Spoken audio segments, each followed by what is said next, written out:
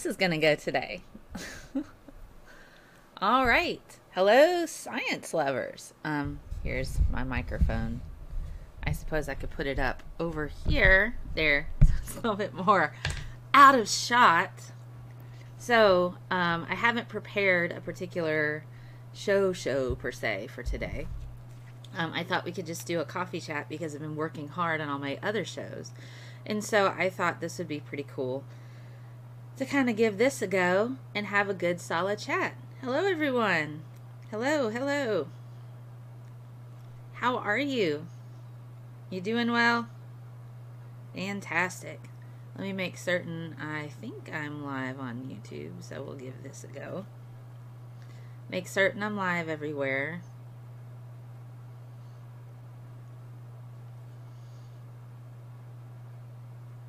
Yep. Hello, how are you guys?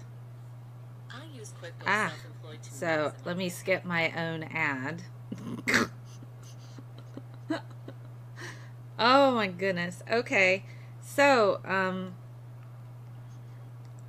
think the chat should be working. So I'm going to post hello. All right. So for whatever reason, let me see if I can fix the chat settings, because it seems like it's just pulling up Periscope. So let me reconnect my Restream chat, because you know Restream just does weird stuff. There we go. All right. Hey Hannibal. Hey Monty. Hello everyone. There we are. You guys are finally showing up. You just passed watching Forensic Files to see me. Oh goodness, well I feel so special. I'm so glad you guys are doing well. So, little bit of controversy going on the Twitter this morning. So I wanted to kind of take a minute, and we're gonna have a little Q&A and talk about things. Hello everyone. Hello. Now this is what I do on my channel is vastly different. Oh, thank you. Hey, Hannibal and Monisho. So what I do on my channel is vastly different than what some of the other channels do. And I was on a show last night talking about content delivery, cautioning on giving platforms to certain types of groups and certain types of ideals. 20 seconds lag? Really? Is it that bad? This is like the only thing running, I think. I think I've closed out everything else. Hold on. Let me try closing out some more things. You just never know. You just never know. So I didn't do my intro today. Anywho, hopefully the lag resolves itself, because the only thing I have running is OBS right now and the Restream chat. So, I'm sorry it's 20 seconds lag. Crap. Anyway, I'll just sit really still. How about that? I'll just sit really still. Okay, just on the chat. Okay. All right, no lag here. Okay. Sometimes you just have today issues. I do sometimes just have today issues. So I wanted to kind of clarify some things, what I do on my channel versus other channels. I'm not a debate channel. There are things that I just don't feel are up for debate, like the shape of the earth. That's not up for debate. We know it's an oblate spheroid. Vaccines don't cause autism. That's not up for debate. So there's a lot of different channels. Non Sequitur is one of them, and they have debates there where they have people discussing their perspectives back and forth. But me, that's not my jam so much, because of the fact that there are things that are correct and things that are incorrect. The earth is not flat. It's an oblate spheroid. This is not up for debate. So, and also, vaccines don't cause autism. This isn't up for debate. There's no debate about this. There's no debate on climate change. There are people who either believe it or don't, but the evidence is there.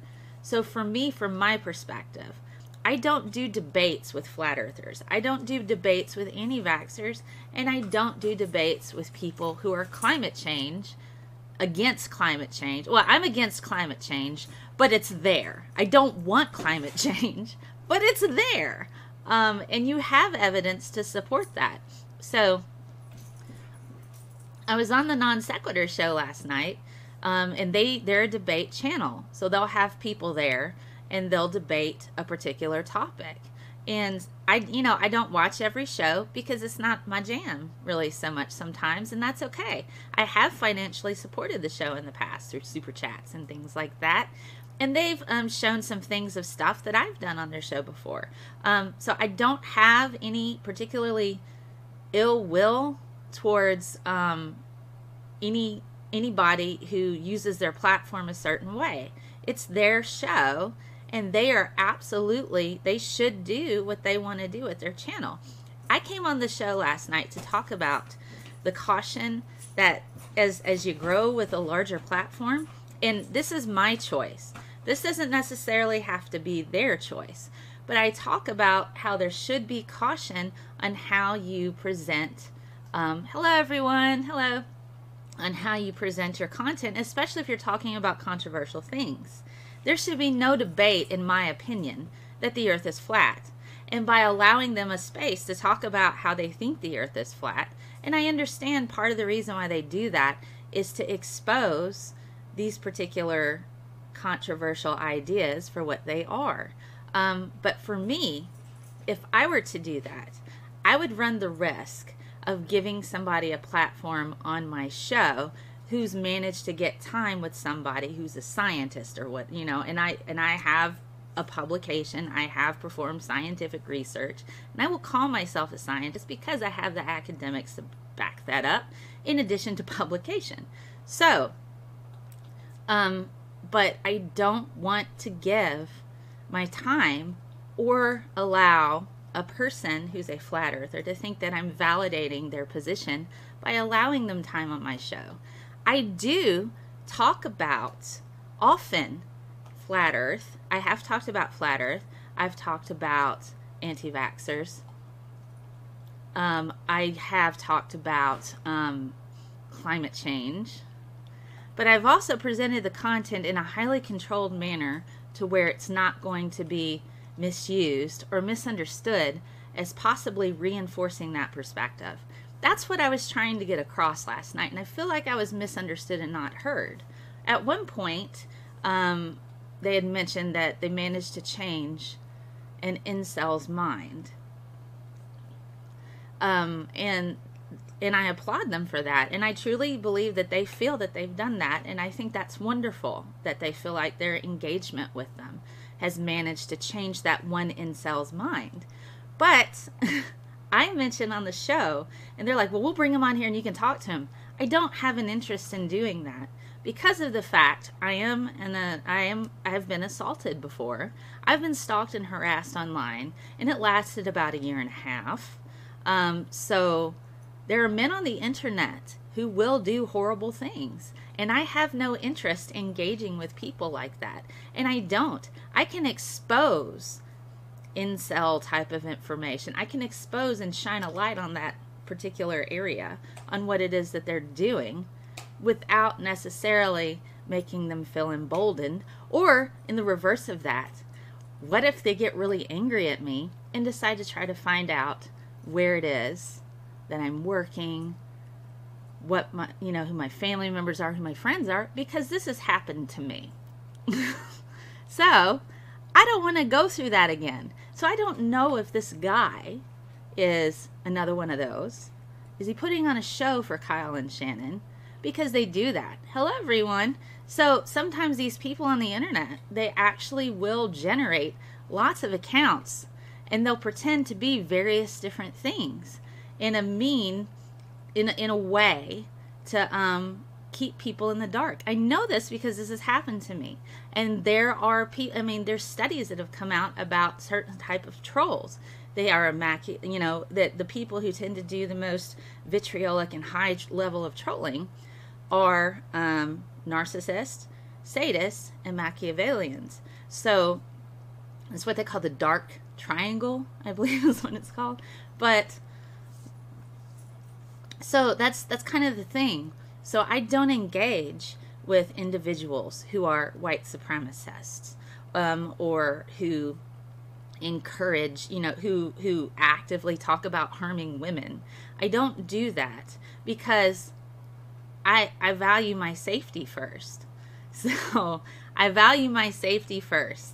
And so Kyle and Shannon are convinced that they've converted this incel, and I applaud them for that if that's the case. But I'm not going to be convinced by, oh, he's a nice person now, and he's done. He talks now with this. This is one of his accounts where he talks out about incels, and they were really mean to him on his old handle. They talked about him like a dog. Well, I mean, yes. But you can make a new account. You can make lots of new accounts. And so I don't know all of the parameters for that particular forum. Maybe he's not able to make a lot of new accounts. Maybe they're able to track his ISP. I'm not certain, so I haven't looked into that.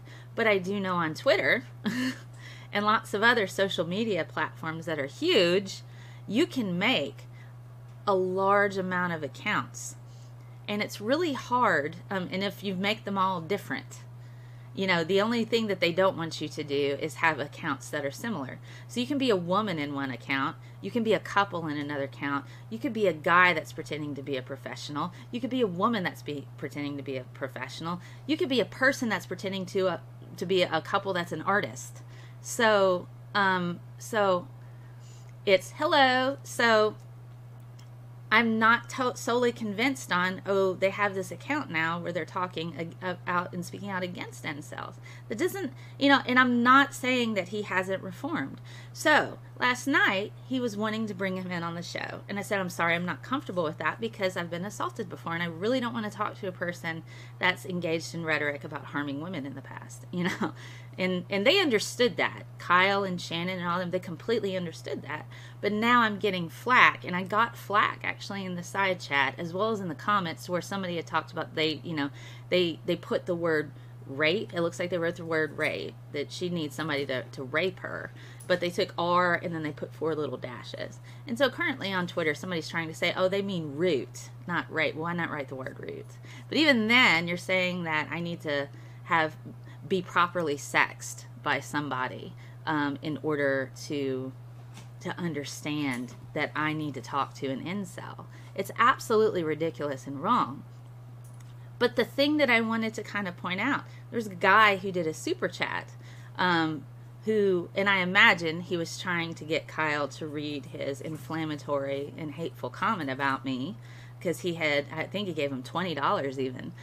The point that I was trying to make, and I feel like I wasn't very clear, and I felt like I didn't have enough of a chance to effectively communicate this, is that as your audience grows, your content's going to shift, and that's fine. And sometimes, sometimes when your platform grows, you're going to have people, really awful people, that are going to watch your show, and they'll even financially support it if it validates them or emboldens them in any kind of way. And sometimes they can do that. So the way that I do things, and given the way that I do things isn't going to get me 26,000 subscribers in 6 months, but I err on the side of caution because I don't want to inadvertently embolden or validate a particular perspective that I know is oppressive and harmful. We have anti-vaxxers because the media was extremely irresponsible and kind of reckless with pushing their propaganda and not actually saying, this is wrong. They were actually saying anti-vaxxers, and we still get this. We still have people in the media talking about anti-vaxxers. We still have people in the media talking about flat earthers. There's no debate. They should be heard at all. It's incorrect. You have the correct information and you have the incorrect information. So if you're not going to go through and say, here are flat earthers saying these things, and this is why they're wrong, which is largely what the media does. It promotes something called the bandwagon effect. So the more people who believe a particular thing, the more likely others are going to believe it as well. So I'm very cautious about my content in that I talk about the controversial topics, but it's in a highly controlled environment, because if I'm going to talk about a thing and I know it's an oppressive thing, I don't want my content inadvertently used to embolden or reinforce ideals that I know are harmful to other people. That's my perspective. And I understand that the Non Sequitur show does things differently than I do. But I wanted to get across the idea that perhaps the larger your platform grows, the more caution you should take, you know? But I feel like that was kind of drowned out. Like, I don't want people to talk about controversial topics. That's not it at all. That's not it at all. You should absolutely talk about controversial topics, and no topic is off limits. But there's different ways to do that. And the Non Sequitur show's way is not the only way to do it. You can do it that way, but you can also do it my way. And I wanted to discuss why I felt my way was particularly important, especially for larger platforms, the bigger you grow. I set the tone from the beginning on I'm not going to contribute to harmful and oppressive ideals, but I will expose them from time to time, and I'll do it with scientific basis and evidence. And that is exactly what I do every single time. I don't sit there and say, this way is the only way because it's just right, or this way is the only way because it's just wrong. And the Non Sequitur show doesn't necessarily do that either. So I know they pull stats out from time to time, and they, contribute and try to keep the harmful ideals, from turning a wildfire. So I know that. I know they are actively working to try to keep a lid on certain things, and I get that. So yes, so my channel is educational. Yes, my channel is exclusively educational, but you also have to talk about social issues sometimes. In social issues, there's a lot of science on that. You can go and find all kinds of thing about science research on social issues. I had on my audio podcast, Quinn G. She's a therapist, and she works primarily with trauma associated with racism and transgender people. And she talks about a lot of the science behind that and what research tells us on what the stats are and the numbers. So you can talk about social issues because there is research there, but I always default to the latest research, and I always default to the evidence. And that's what I ask for, and it's not, I'm not trying to be, and some people throw the term SJW around a lot. I don't just go out and say stuff. I go out and I say things. I'm like, well, this is what the current research says. This is what the current research says. I default to evidence, and my mind is absolutely changed when I have that. And that's what I try to get across on my channel, is that evidence is extremely important. I'm not just sitting here saying don't talk about controversial issues, but I am sitting here saying not everybody is critically thinking. Not everybody is going to do their homework. I do their homework for them. I generate all the resources they need, and they can go and read them. And so I don't just expect all of my viewers to go after they watch my show and start Googling stuff. I've already compiled all those resources for them, and I cite them. So I go about things a vastly different way, and it is very time consuming. So as I grow larger, and I'm steadily growing larger, it's a slow thing. Hello everyone. I think it's important to understand that you can kind of set the tone, and I've set this tone early on what my show is. And having been a teacher for many years in the past, how you set the tone for your classroom is going to determine how the students react. So when I'm doing a show, these are my expectations. This is what my show does. This is what we're looking for. This is not going to be acceptable. There's no question.